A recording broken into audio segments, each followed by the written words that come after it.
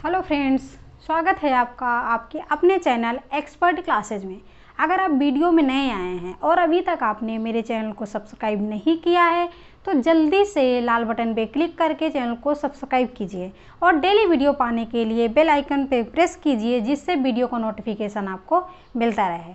तो चलिए टॉपिक को स्टार्ट करते हैं। आज का मेरा टॉपिक है रचनाएँ, वो भी महत्वपूर्ण रचनाएं जो कि एग्जाम में बार बार पूछे जाते हैं। 2 या 3 नंबर की रचनाएं पूछी जाती हैं यूपी टेट, सुपर टेट में। तो चलिए टॉपिक को स्टार्ट करते हैं। पहला नंबर है मेरा सत्यार्थ प्रकाश।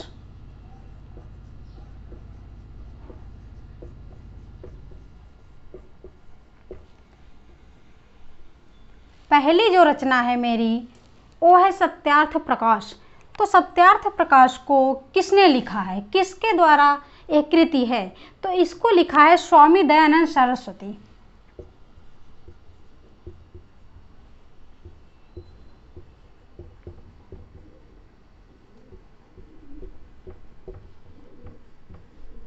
स्वामी दयानंद सरस्वती द्वारा लिखित सत्यार्थ प्रकाश एक महत्वपूर्ण रचना है। दूसरा है मेरा कामायनी। कामायनी तो सभी को पता है।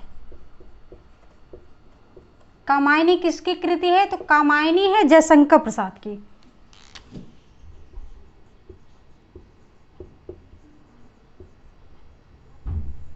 जयशंकर प्रसाद की और भी रचनाएं हैं जो वेरी इंपॉर्टेंट है, एग्जाम में पूछी जाती है, जैसे झरना हो गया।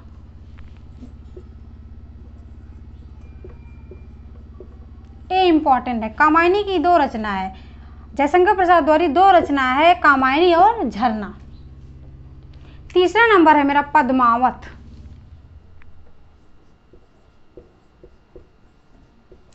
पद्मावत रचना किसके द्वारा लिखी गई है? तो पद्मावत जो कृति है इसको लिखा है मलिक मोहम्मद जैसी ने। कौन लिखा है? मलिक मोहम्मद जैसी।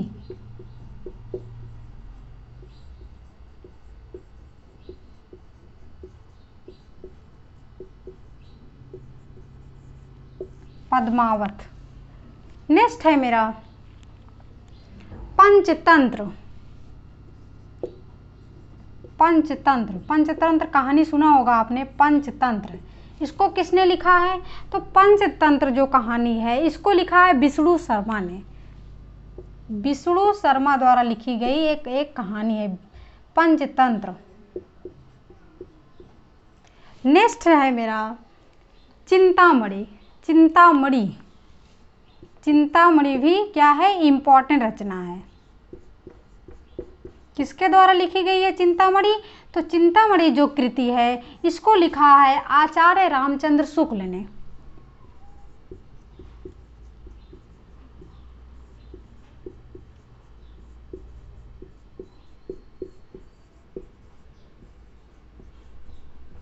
नेक्स्ट है मेरा बीजक। अब बीजक को किसने लिखा है? बीजक,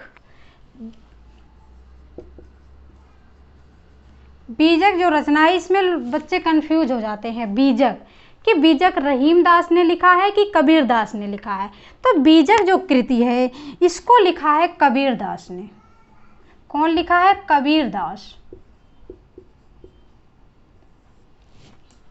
नेक्स्ट रचना है मेरी यामा। यामा तो सबको पता होगा कि यामा किसने लिखा है। यामा, यामा जो कृति है इसको लिखा है महादेवी वर्मा ने। महादेवी वर्मा द्वारा लिखी गई ये महत्वपूर्ण कृति है यामा गिल्लू। ये 2 रचनाएं इंपॉर्टेंट हैं, यामा और गिल्लू। इसको किसने लिखा है? तो इसको लिखा महादेवी वर्मा ने। महादेवी वर्मा को इस पे ज्ञानपीठ पुरस्कार मिला था। किस पे मिला था? तो वो मिला था यामा पे। यामा कृति पे महादेवी वर्मा को ज्ञानपीठ पुरस्कार मिला था।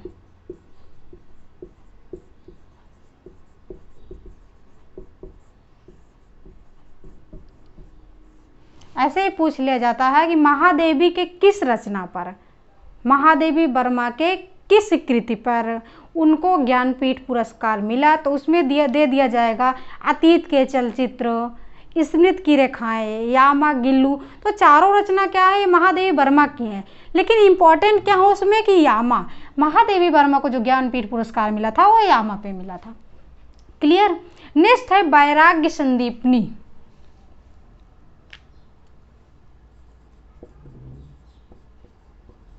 वैराग्य संदीपनी, अब हम आपको इसका हिंट देते हैं कि इसको किसने लिखा है। वैराग्य संदीपनी को इसको लिखा है जिन्होंने रामचरितमानस लिखा है। रामचरितमानस को किसने लिखा है? तो रामचरित जो मानस है, वैराग्य संदीपनी जो कृति है, इसको किसने लिखा है? तो हम हिंट देते हैं आपको, जिसने लिखा है रामचरितमानस। तो रामचरितमानस को किस लेखक ने लिखा है? तो वो लिखा है तुलसीदास ने।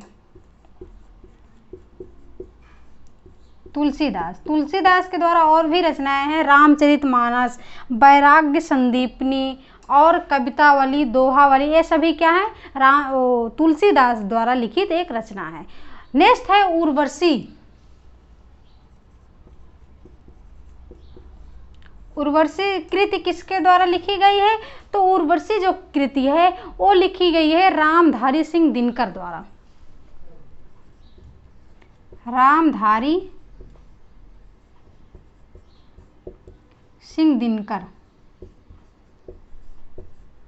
उर्वशी रचना इंपॉर्टेंट है। नेक्स्ट है परिमल। परिमल को किसने लिखा है? तो परिमल जो रचना है इसको लिखा है सूर्यकांत त्रिपाठी निराला ने।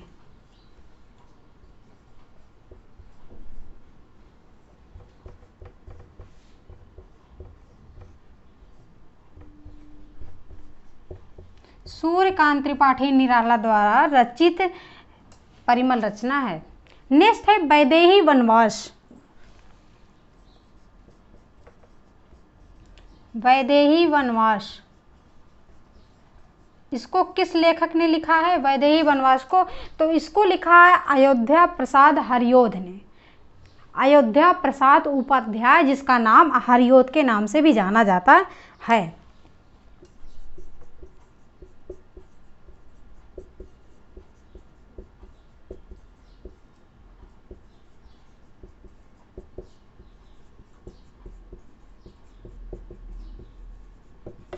अगर हरियोध भी दिया हो कि वैदेही वनवास को किस लेखक ने लिखा है, अगर हरियोध भी दिया हो तो इसमें कंफ्यूज नहीं होना है। हरियोध अयोध्या प्रसाद उपाध्याय का शॉर्टकट नाम है हरियोध, इसको हरियोध के नाम से भी जाना जाता है। नेक्स्ट कृति है रश्मि। रश्मि जो कृति है इसको किसके द्वारा लिखा गया है? तो इसको लिखा है महादेवी वर्मा ने। किसने लिखा है? महादेवी वर्मा।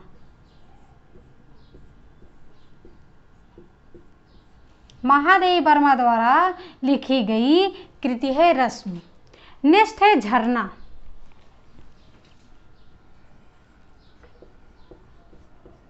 झरना आंसू, एक किसके द्वारा लिखी गई रचना है? तो इसको लिखा है जयशंकर प्रसाद ने।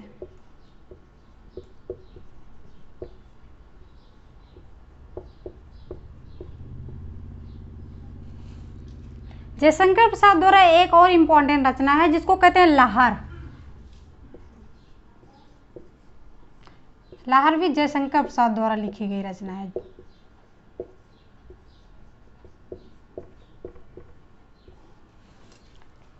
नेक्स्ट कृति है रसमीमांसा। रसमीमांसा किसके द्वारा लिखी गई कृति है? रसमीमांसा, तो इसको लिखा है आचार्य रामचंद्र शुक्ल ने।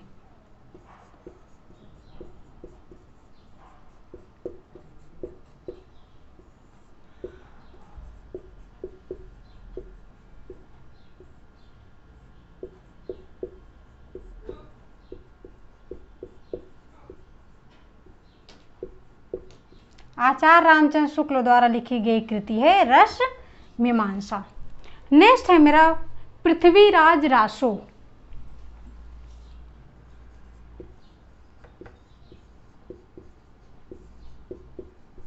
अब आप कहोगे पृथ्वीराज रासो क्या है? एक नाम है।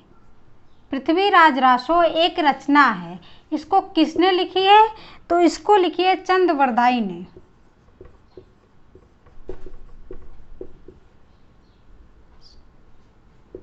चंद्रवरदाई द्वारा लिखी गई रचना है पृथ्वीराज रासो।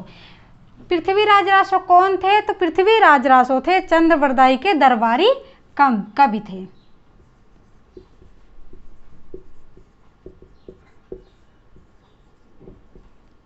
चंद्रवरदाई के दरबारी कवि कौन थे? तो पृथ्वीराज रासो थे। नेक्स्ट है मेरा मृगनयनी।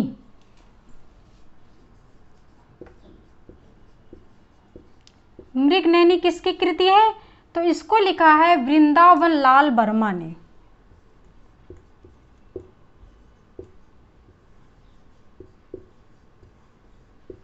वृंदावन लाल वर्मा द्वारा लिखी गई इंपॉर्टेंट कृति है मृगनयनी।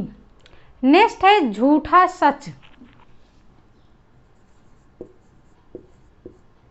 झूठा और सच, झूठा सच, इसको किसने लिखा है? तो इसको लिखा है यशपाल ने।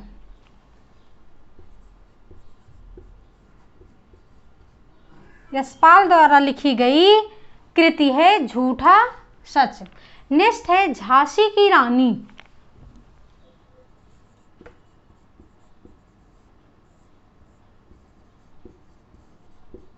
झांसी की रानी क्या है? एक रचना है। तो ये तो सभी को पता है कि इसको किसने लिखा है। तो इसको जो लिखा है, इसको लिखा है सुभद्रा कुमारी चौहान ने।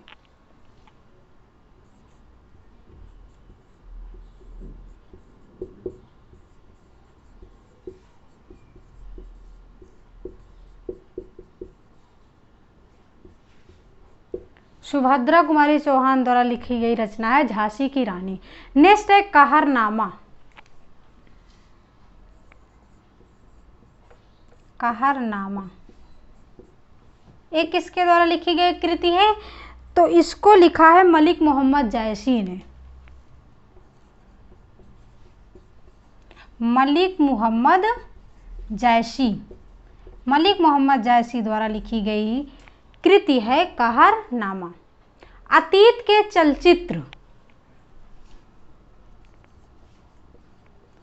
अतीत के चलचित्र, अभी मैंने पहले बताया कि अतीत के चलचित्र अगर ऑप्शन में आ जाता है कि अतीत के चलचित्र किसने लिखा है, किस लेखक द्वारा लिखी गई रचना है, तो ये है महादेवी वर्मा। इसको लिखा है महादेवी वर्मा ने। नेक्स्ट है चिदंबरा। चिदंबरा सबसे इंपॉर्टेंट रचना है चिदंबरा, लेकिन ये किसके द्वारा लिखी गई है? तो इसको लिखा है सुमित्रा नंदन पंत ने। किसने लिखा है? सुमित्रा नंदन पंत ने। सुमित्रा नंदन पंत द्वारा लिखी गई महत्वपूर्ण रचना है चिदंबरा। सुमित्रा नंदन पंत को एक बार ज्ञानपीठ पुरस्कार मिला था। वो किस रचना पे मिला था? तो वो मिला था चिदंबरा पे, चिदंबरा पे मिला था।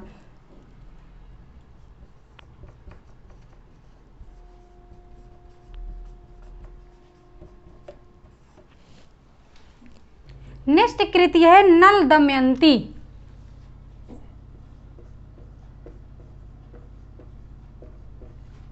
नल दमयंती किसके द्वारा लिखी गई एक कृति है? तो इसको लिखा है सूरदास ने। सूरदास। नेक्स्ट कृति है ग्राम्या। ग्राम्या और बूढ़ा चांद। ग्राम्या, ग्राम्य को किसने लिखा है? तो ग्राम्य जो कृति है इसको लिखा है सुमित्रा नंदन पंत ने।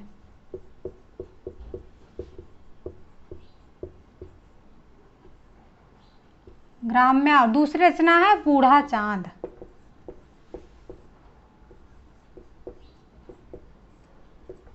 इसको भी लिखा है सुमित्रा नंदन पंत ने।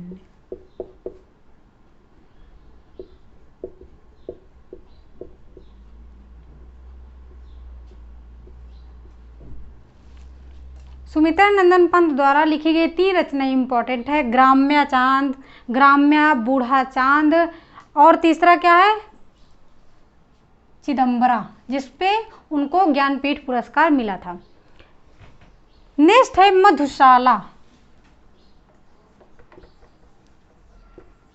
मधुशाला, मधुकलश, इसको दोनों कृति को किसने लिखा है, मधुशाला, मधुकलश, तो इसको लिखा है हरिवंश राय बच्चन ने। किसने लिखा है, हरिवंश राय बच्चन।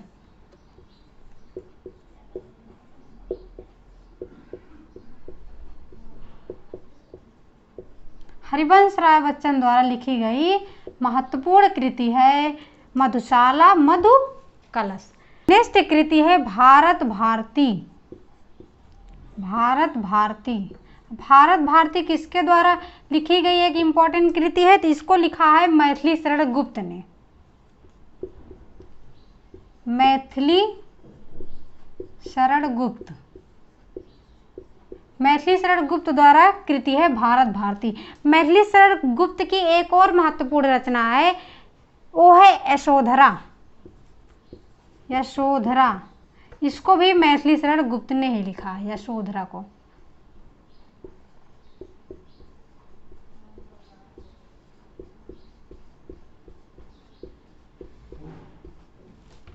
नेक्स्ट कृति है सुहाग के नुपुर। इसको किसने लिखा है, सुहाग के नुपुर।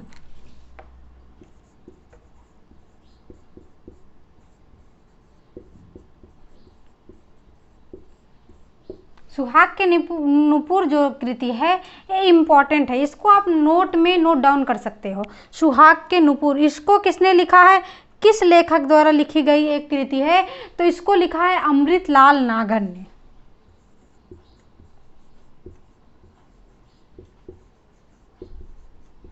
अमृतलाल नागर द्वारा लिखी गई इंपॉर्टेंट कृति है सुहाग के नुपुर। नेक्स्ट है संस्कृत के 4 अध्याय। संस्कृत के 4 अध्याय,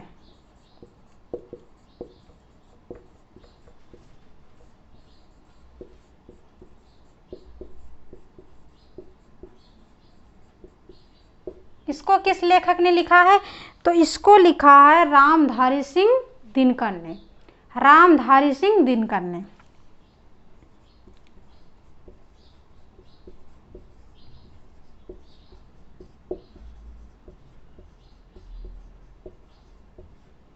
रामधारी सिंह दिनकर द्वारा लिखी गई रचना है संस्कृत के 4 अध्याय। नेक्स्ट है अशोक के फूल। अशोक के फूल,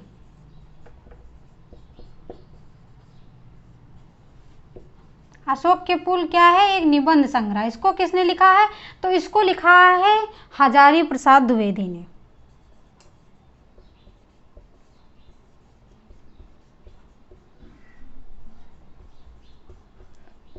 हजारी प्रसाद द्विवेदी का नाम हजारी प्रसाद द्विवेदी कैसे पड़ा, तो द्विवेदी युग के प्रवर्तक, इनका द्विवेदी के नाम पे इनका पड़ा हजारी प्रसाद द्विवेदी। नेक्स्ट है दोहा कोश। दोहा कोश, दोहा कोश एक कृति है, इसको किसने लिखा, तो इसको आपने सुना होगा सरहप्पा का नाम, इसको लिखा है सरहप्पा ने। सरहप्पा। नेक्स्ट है हार की जीत। हार की जीत, हार की जीत क्या है, एक कहानी है। हार की जीत एक कहानी संग्रह, इसको किसने लिखा है, तो इसको लिखा, हार की जीत सब कहानी सभी ने पढ़ा होगा, इसको लिखा है सुदर्शन ने। हार की जीत कहानी के लेखक हैं सुदर्शन। नेक्स्ट है तोड़ती पत्थर। तोड़ती पत्थर क्या है, एक कविता है, एक कविता का नाम है तोड़ती पत्थर। इसको किसने लिखा है, तो इसको लिखा है सूर्यकांत त्रिपाठी निराला ने। तोड़ती पत्थर यह क्या है, एक कविता है, एक कविता संग्रह है। इसको किसने लिखा है, तो इसको लिखा है सूर्यकांत त्रिपाठी निराला साहब।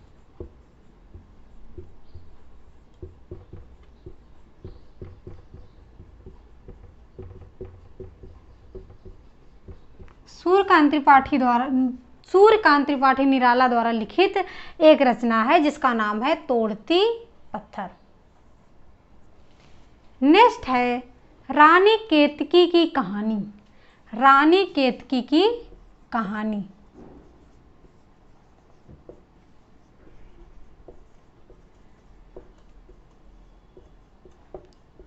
इसमें पता चल रहा है कि रानी केतकी की कहानी क्या है, कहानी है रानी केतकी की।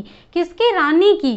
तो इसको किसने लिखा है? तो इसको लिखा है इंशा अल्लाह खान ने।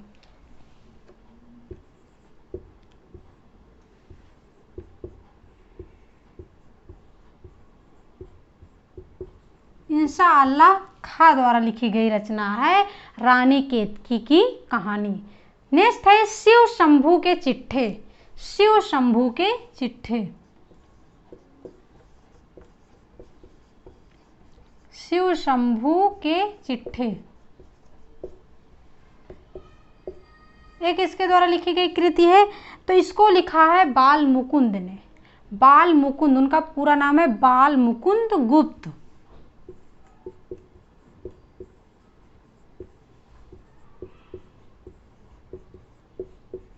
नेक्स्ट कृति है क्या भूलूं क्या याद करूं।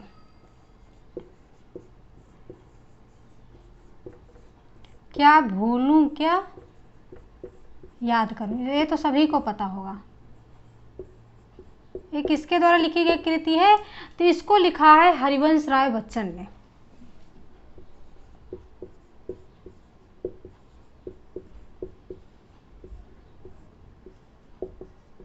हरिवंश राय बच्चन द्वारा लिखी गई कृति है क्या भूलूं क्या याद करूं। नेक्स्ट है रसिक प्रिया। रसिक प्रिया जिसको लिखा है केशवदास ने।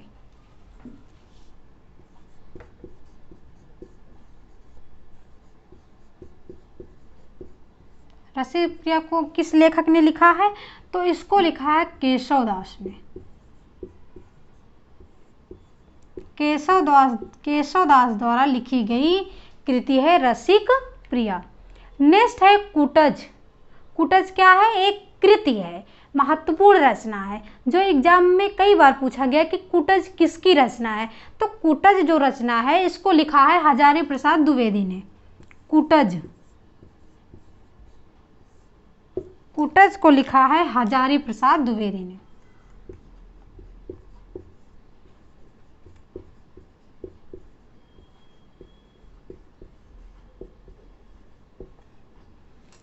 नेक्स्ट है पंच परमेश्वर।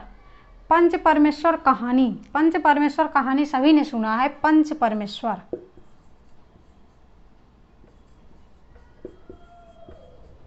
बट इसको लिखा किसने है? पंच परमेश्वर कहानी है बट इसको लिखा किसने है? तो इसको लिखा है मुंशी प्रेमचंद ने। मुंशी प्रेमचंद द्वारा लिखी गई एक कहानी है जिसका नाम है पंच परमेश्वर।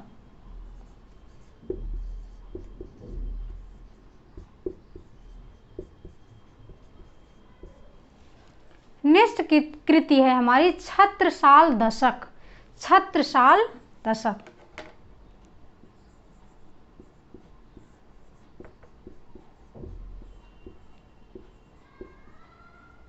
इसको किसने लेखक ने लिखा है? तो इसको लिखा है भूषण ने। भूषण द्वारा लिखी गई एक कृति है जिसका नाम है छत्रसाल दशक। नेक्स्ट है स्वर्णधूलि। स्वर्णधूलि किसके द्वारा लिखी गई कृति है? तो इसको लिखा है सुमित्रानंदन पंत ने।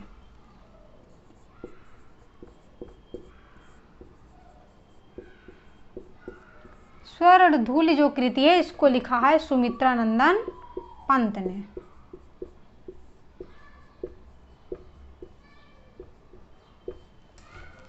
नेक्स्ट कृति है शूरपचीसी। शूरपचीसी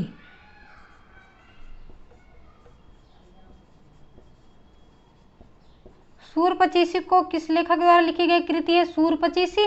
तो यहाँ पे क्या निकल रहा है? शूर। शूर का मतलब सूरदास, तो शूरपचीसी लिखा है सूरदास ने। हम इसको सूरदास से याद कर सकते हैं, शूरपचीसी। नेक्स्ट रचना है मेरी, नेक्स्ट कृति है त्रिधारा। त्रिधारा को किसने लिखा है? तो त्रिधारा जो कृति है इसको लिखा है सुभद्रा कुमारी चौहान ने। त्रिधारा सुभद्रा कुमारी चौहान द्वारा लिखी गई एक महत्वपूर्ण रचना है त्रिधारा।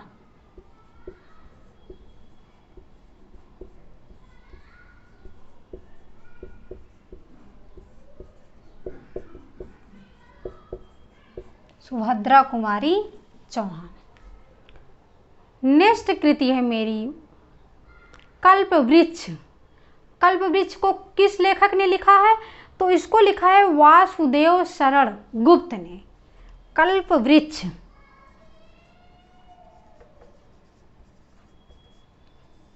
कल्पवृक्ष वासुदेव शरण गुप्त द्वारा लिखी गई एक कृति है।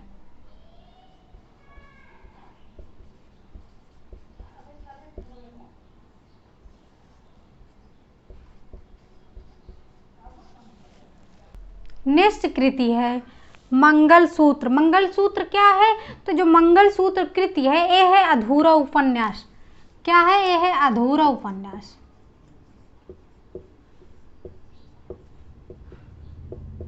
इसको किसने लिखा है अधूरा उपन्यास? तो इसको लिखने वाले हैं मुंशी प्रेमचंद।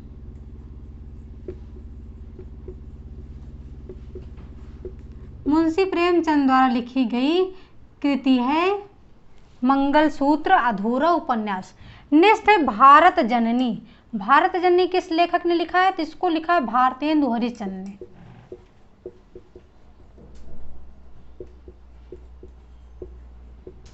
भारतेंदु हरिश्चंद्र द्वारा एक और इम्पोर्टेंट रचना है भारत दुर्दशा। इसको भी लिखा है भारतेंदु हरिश्चंद्र।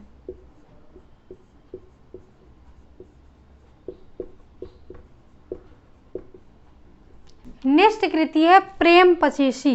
भारत दुर्दशा, भारत जननी, इसको लिखा है भारतेंदु हरिश्चंद्र ने। प्रेम पचीसी लिखा है प्रेमचंद ने।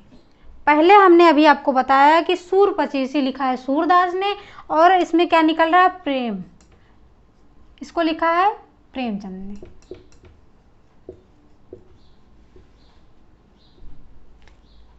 प्रेम पचीसी के लेखक हैं प्रेमचंद। तो फ्रेंड्स, आपको वीडियो कैसा लगा? अगर अच्छा लगा हो तो लाइक करना और चैनल को सब्सक्राइब करना और ज़्यादा से ज़्यादा शेयर करना। Thanks for watching video. This is Sadhana Tyagi expert classes.